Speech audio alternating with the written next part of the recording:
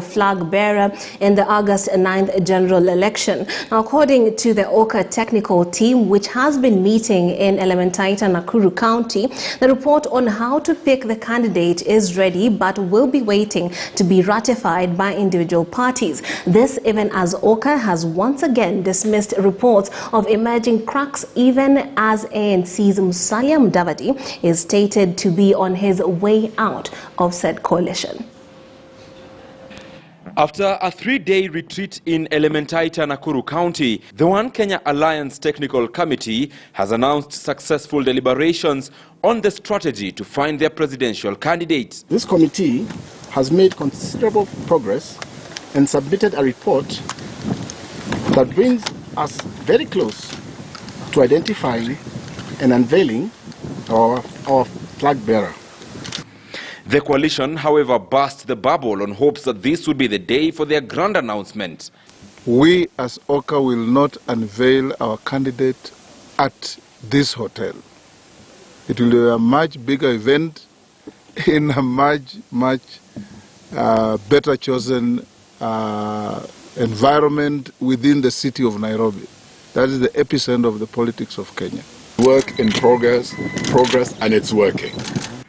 A report touted to be from the technical team had placed Wiper's Kalonzo Musyoka as the favorite presidential candidate. The technical committee, however, denied the report. Those things that you mentioned were not presented to us in that manner. So please let's avoid speculation. Those present in the Friday meeting were Wiper's Kalonzo Musyoka, KANU's Gideon Moi, Moses Wetangula of Ford Kenya, and William Kabogo of Tujibebe wa Kenya Party. NAK Kenya's Martha Karua and National Assembly Speaker Justin Muturi had their representatives in the meeting. However, the absence of the ANC party leader Musalia Mudavadi raised eyebrows, with reports emerging that he could be dancing his way to William Ruto's camp. Musalia was said to be in ANC's National Executive Council meeting ahead of the party's National Delegates Conference on the 23rd of January. I think we have all received invitations as OCA principals and friends to attend the Delegates Congress of ANC on Sunday the 23rd. I'm quite sure we're all going to be there. And I do not think Brother Musalia is the type of person who would be wooed at night and not say it during the day. He says it as it is. So stop this wooing business, even you, Karanja. Asked why they were yet to hit the ground rolling like their competitors Raila Odinga and William Ruto, OCA had this to say. We have a whole program in the next 20 days.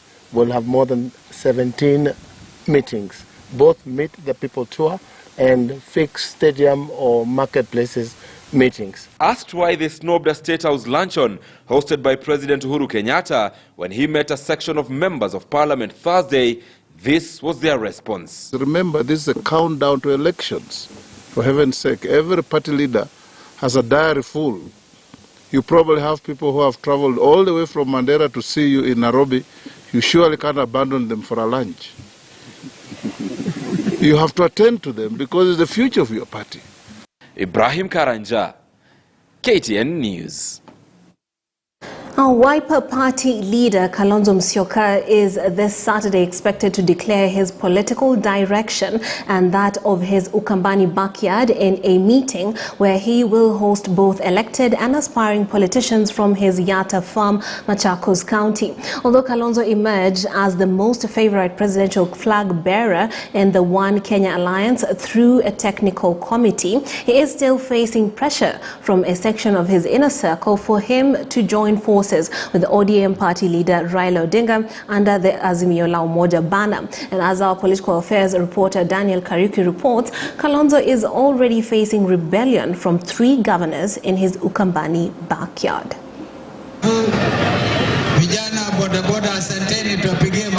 Once the country's vice president during the Grand Coalition government, Stephen Kalonzo Musyoka, has given a stab at the presidency at least once in the 2007 general election, where he came in third after Raila Odinga and Mwai Kibaki. Fast forward to 2022, his eyes are still on the ball focused to occupy the house on the hill. but he is facing political hurdles 7 months to the polls. First is the challenge of ensuring that One Kenya Alliance remains a united and formidable team, especially with reports that the technical team findings placed him as the most favorite principal to fly the presidential ticket of the alliance. Secondly, there are forces both in and out of government pushing him to join forces with Raila Odinga under the Azimio la Umoja banner. And lastly, the three governors from his Ukambani backyard have vowed to deflate his popularity in a region where he has been perceived as the political kingpin for decades now. Mkutano wa viongozi haufanyiwi kwa nyumba ya mtu, haufanyiwi kwa shamba ya mtu. Mimi sijaisikia Mheshimiwa Uhuru Kenyatta akipeleka viongozi wa kisiasa Gatundu waongee kuhusu Mount Kenya, ama Mudavadi akipeleka watu nyumbani kwake, ama Gideon Moi, hata Ruto akipeleka watu Sugoi, ama Raila apeleke watu Bondo waongee. Hapana. I think it's important for every group to know that we are not just to go anywhere because kuna mtu amesemekana akienda mbele wale wengine watafuata. Each one of us is important. I want to believe that almost all of us here elected in those regions as senators and women reps in our respective counties, we received a lot more votes than those governors. Kalonzo will this Saturday be hosting both elected and aspiring politicians at his Yatta farm, where it is believed that he will be declaring his political direction. Nia yetu ni kumwachilia mgombezi wetu ambaye ni Stephen Kalonzo Musyoka, tumpatie nafasi aende akaitishe kiti mahala kwingine, atembee Kenya nzima, Turukana, Kwale. The Wiper leader over time has maintained that the 2022 presidential race is not a two-horse race, hinting he may go all the way to the ballot. With the Oka technical team said to have proposed Kalonzo as the most suitable presidential candidate, he may try his second stab at presidency and face it out with Odinga and DP Ruto. We urge you, with all the humility, to run away from this two-horse mentality because you are getting held captive to it. However, if Kalonzo decides to bow to pressure and join the Azimio la Umoja team, it will be the third time he will be throwing his weight behind Odinga after the 2013 and 2017 election. Though he has been insisting he is not ready to support him again. Odinga has severally been seen to woo Kalonzo into joining Azimio la Umoja. Yale ambayo Kalonzo anataka ndio yale ambayo Raila Odinga anataka. Barabara yetu itakutana tena hapo mbele. Eyes remain on the Wiper leader this Saturday, even as some wait on him to show the community direction. Daniel Kariuki, KTN News. Still in politics, ODM party leader Raila Odinga today took his Azimio la Umoja campaign to Taita Taveta County, where he succeeded in wooing politicians from rival parties into his nest. Taita Taveta County Governor Granton Samboja, currently of Wiper, and Taveta MP Naomi Shaban of Jubilee have both drummed up support for Odinga's presidential bid. Our coast-based reporter Tobias Chanji with more of Odinga's itinerary in the county. ODM party leader Raila Odinga started off his Azimio la Umoja caravan at Maktau, launching a water project before holding a mega rally at Mwatate. Odinga, who seems to have already bagged Taita Taveta County Governor Granton Samboja and long-serving Taveta MP Naomi Shaban to his fold, reiterated that the county was still his stronghold. Tutembee pamoja kama wa Kenya. Sasa naona ODM na Jubilee watafanya pamoja na vyama vingine. Sawa sawa. Simbona Naomi tuko naye hapa. Simbona hapo Governor Samboja tuko naye hapa.